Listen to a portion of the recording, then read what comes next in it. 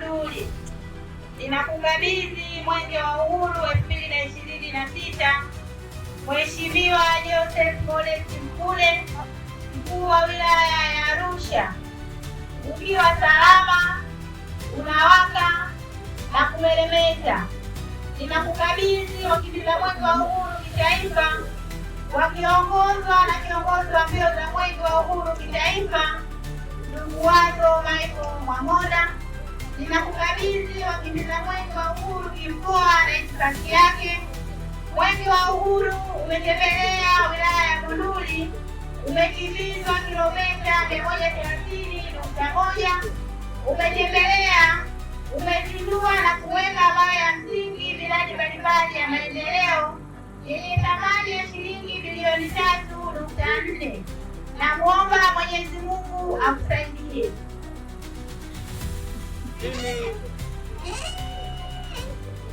Mimi Joseph Modest Mkude nakiri kupokea Mwenge wa Uhuru kwa mwaka 2026 kutoka kwa Mheshimiwa Florian Kimambi, mkuu wa wilaya ya Monduli, ukiwa salama unameremeta.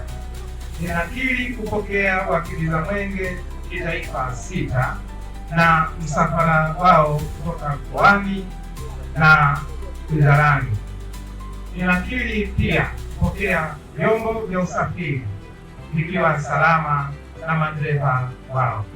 Mwenge wa Uhuru ukiwa wilayani Arusha utapitia miradi 7 yenye thamani ya shilingi bilioni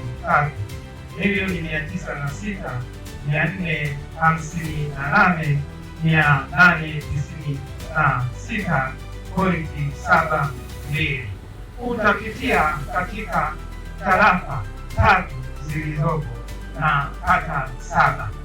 Naomba Mwenyezi Mungu anisaidie. Mwenge wa Uhuru!